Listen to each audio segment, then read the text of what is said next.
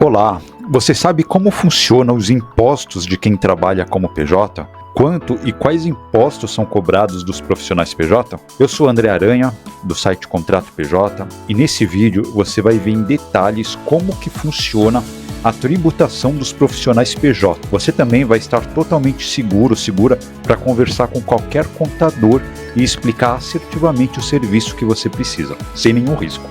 Vamos lá?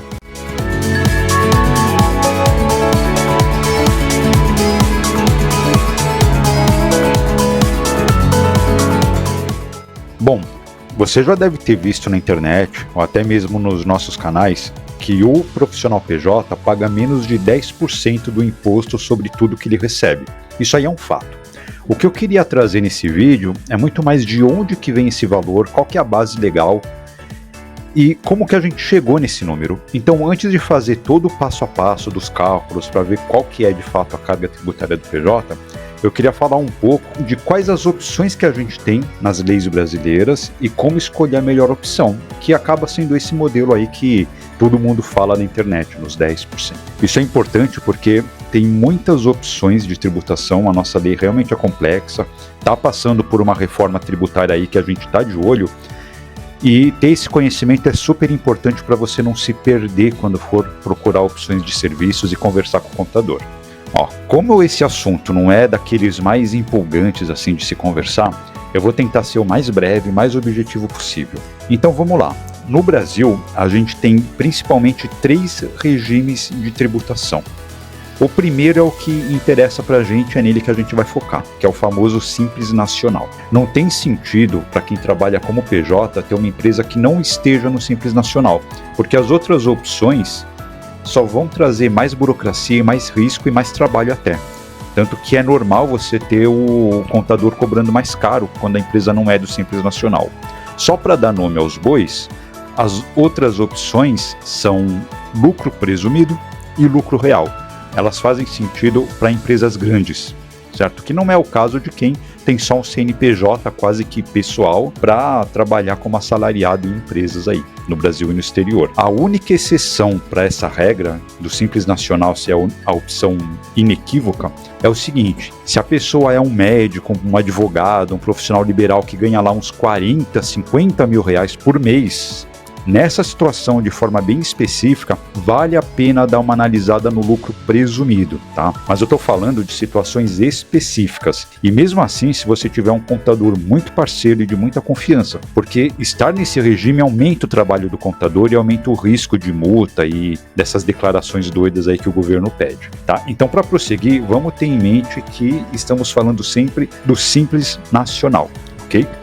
Mas o Brasil é 880. Assim como tem esses regimes que estão acima da realidade do profissional PJ, porque são hiper complexos, tem um que está abaixo, é justamente o contrário. Sabe o MEI?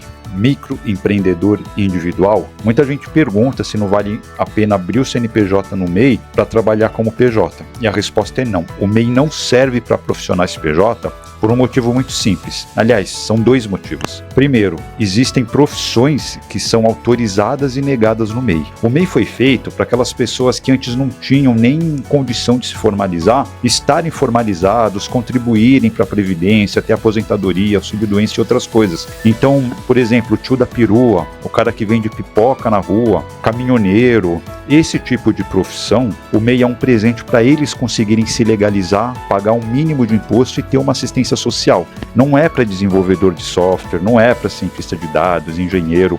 Inclusive, se a sua profissão ela é regulada, se você é um engenheiro, psicólogo, profissional de saúde, é expressamente proibido você exercer esse tipo de trabalho usando o MEI. Tá? Então, quer dizer, tem uma barreira regulatória, que são profissões que não são autorizadas, e também tem o limite de faturamento do MEI, que é super baixo. Lembra que a gente comenta sempre que só vale a pena trabalhar como PJ a partir de 5 mil, 6 mil reais por mês? Pois bem, o limite de faturamento do MEI está lá em torno de 6.700 por mês. É muito fácil uma profissão pejotizada ultrapassar esse valor. Então, mais uma premissa para a gente continuar. O MEI não serve para profissionais PJ, lucro real e presumido também não serve para profissional PJ, então a gente segue de forma unânime no Simples Nacional, certo? Vamos prosseguir. Você provavelmente abriu esse vídeo porque no título estava escrito quanto de imposto eu pago, quais impostos o PJ paga, e você com certeza está esperando uma demonstração de A mais B, qual o número que a gente vai chegar. E eu prometo que é isso que vai ser entregue nesse vídeo. Tá? Eu estou contando história de Simples Nacional, de MEI, porque é importante a gente saber como que o número chega e fugir das opções que não são interessantes. E para fechar a parte teórica sobre contabilidade, eu prometo que é o último capítulo, a gente precisa fazer umas distinções do que acontece dentro do Simples Nacional, certo? É o fim da parte teórica, prometo, mas vamos lá. O Simples Nacional, ele é dividido em 5 anexos. Os anexos são, digamos que, capítulos do Simples. E é o anexo que vai determinar quanto imposto de fato o PJ paga. Por isso que é super importante você escolher o anexo certo. E muitas vezes o contador vai analisar friamente o que você disse para ele que faz e não vai entender que tem essa questão da pejotização, dos profissionais PJ, que cabe em determinado anexo. O Simples Nacional foi criado para pequenas e microempresas de forma geral, sem distinção se é comércio, indústria, serviço, está todo mundo dentro do bolo do Simples Nacional.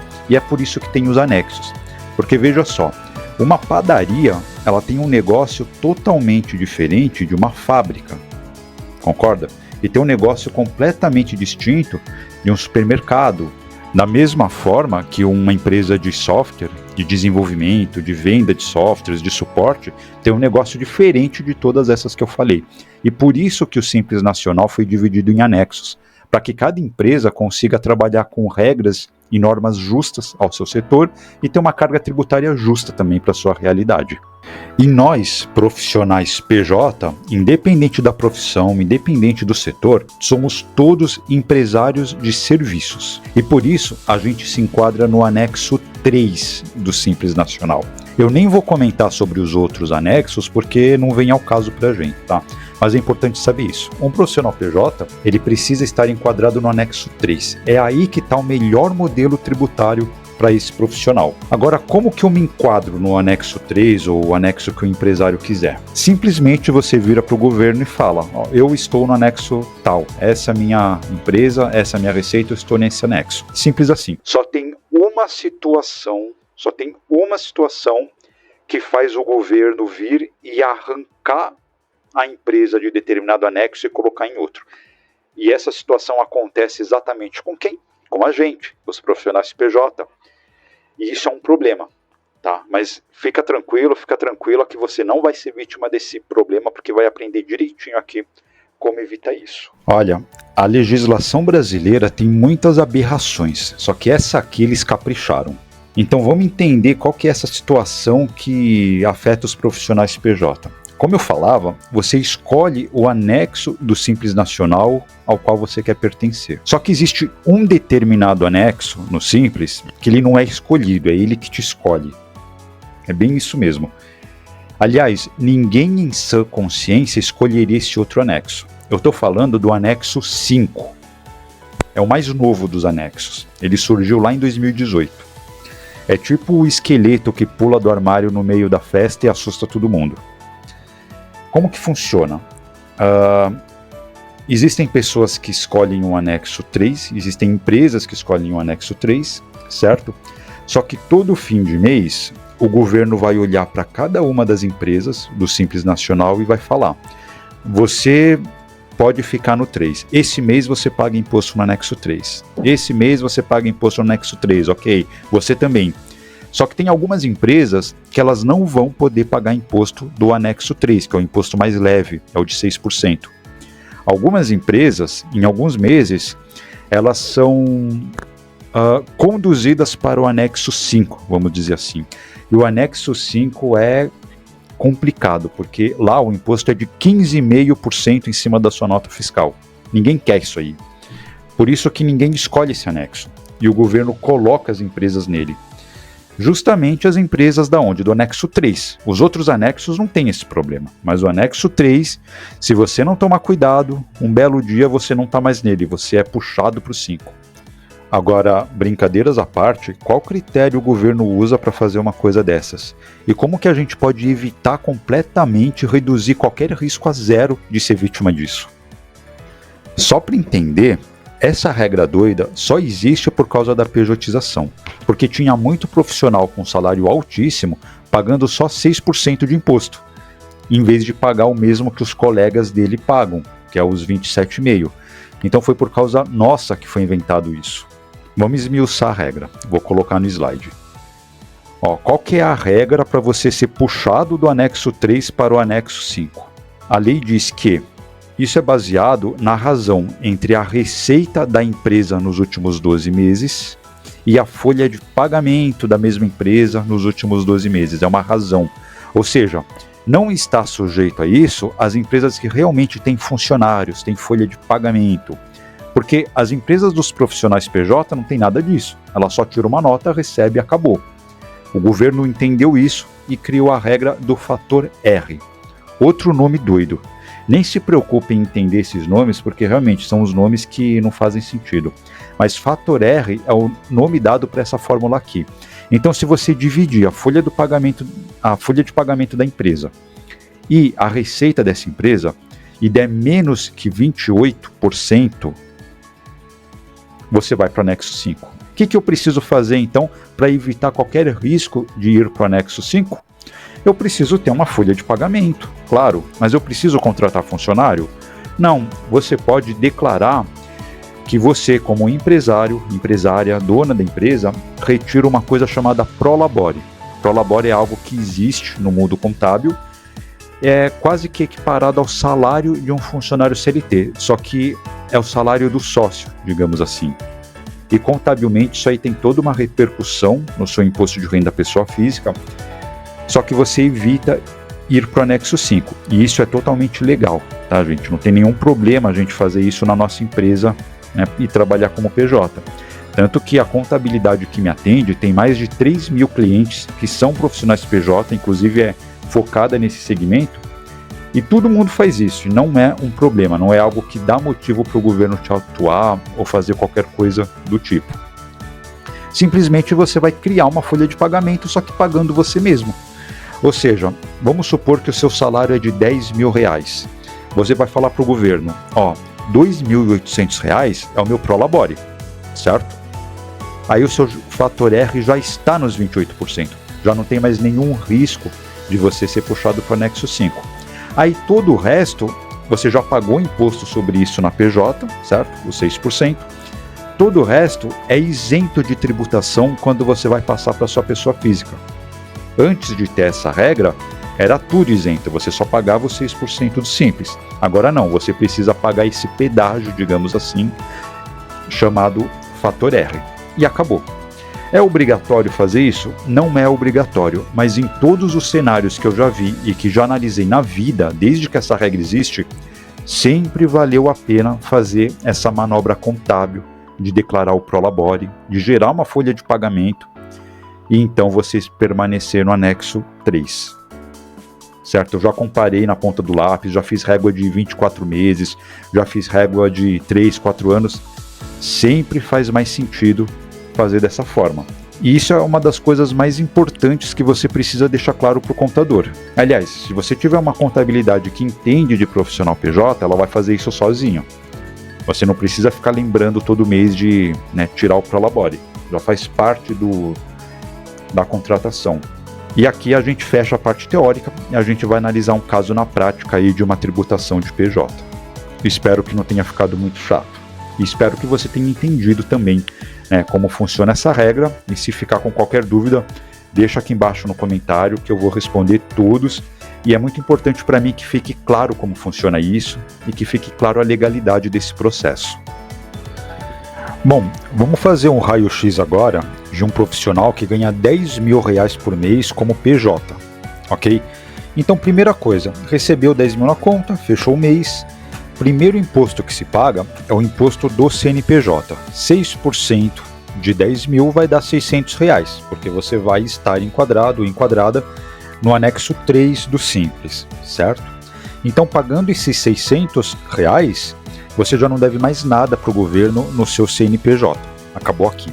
A partir de agora, a gente vai ver a questão da pessoa física, certo? Ainda no CNPJ, lembra que a gente precisa fazer aquela distinção? A gente precisa dizer para o governo que R$ 2.800 estão indo para o seu CPF, só que a título de prolabore. Lembrando que isso aqui não é nenhum imposto, é muito mais uma declaração contábil que o seu contador vai fazer para o governo. Fazendo isso, lá na pessoa física, você vai ter que pagar alguma coisa, né, por causa desse prolabore. Se você, na física, recebeu R$ 2.800, o que vai acontecer? Primeira coisa é pagar o INSS, certo? Nesse valor aqui, o seu INSS vai dar R$ 308, porque é 11% sobre o seu prolabore, 2.800. Faz a conta, R$ 308. Além disso, costuma ter um imposto de renda na pessoa física, que você também é obrigado a pagar mês a mês. Aí lá no fim do ano, quando tem a declaração anual, lá em abril, na verdade, sobre o ano anterior, você declara tudo o que recebeu, que pagou, faz as contas e talvez, né, receba algo de volta ou pague mais. Como PJ, você vai pagar no mês a mês um imposto de renda proporcional ao seu prolabore, só que nesse caso aqui você já não paga nada, porque você está isento. Passa a régua, fechando, deu o quê? Uns 9% de imposto nesse exemplo aqui. Por isso que a gente diz que fica entre 6% e 10%, como o fator R. Então você trocou 27,5% por 9%. À medida que a sua remuneração vai crescendo, então se você ganha uns 15 mil, 20 mil, aí pode sim ter algum valor de imposto de renda. Lembrando que esse imposto de renda, ele só é meio trabalhoso, só é meio chato, então não vou explicar aqui. Mas nada mais é do que aquela tabelinha que a gente conhece, progressiva, que todo CLT conhece, que tem a parcela a deduzir e a alíquota de imposto. Para quem ganha só 2.800, porque na pessoa física foi isso que você recebeu, não vai pagar nada, por isso que está zerado no momento. Tá? Mas poderia pagar uns 50, 100 reais, algumas pessoas pagam de acordo com a remuneração que recebe.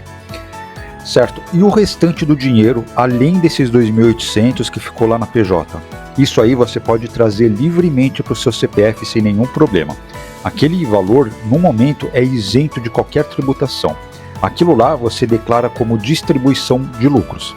E quando chegar a declaração de imposto de renda, você pode informar esse valor normalmente, pode dizer que você trouxe tudo da pessoa jurídica para a pessoa física, que não vai acarretar mais nenhuma tributação. Vai ser só esses 9% mesmo. Lembra da contabilidade que eu falei? Pois bem, vai fazer 10 anos que eu trabalho com eles. E vários colegas meus também foram apoiados por ela quando viraram PJ. Mesmo se você não soubesse nada do que aprendeu nesse vídeo, você poderia chegar lá só com o seu CPF e profissão, sem precisar ficar pesquisando, nem respondendo detalhes técnicos difíceis, como essas coisas que a gente conversou aqui, porque só com o seu CPF e profissão, eles já vão saber como abrir a empresa do jeito certo para você, para trabalhar como PJ. Essa é a Contrato PJ Serviços. E eu estou deixando o link aqui na descrição para você conhecer melhor. Eles, inclusive, analisam a sua proposta PJ e contrato gratuitamente para você poder fechar com segurança. Vale muito a pena dar uma olhada antes de fazer qualquer negócio. Bom, espero que tenha ficado claro como são as contas de um profissional PJ.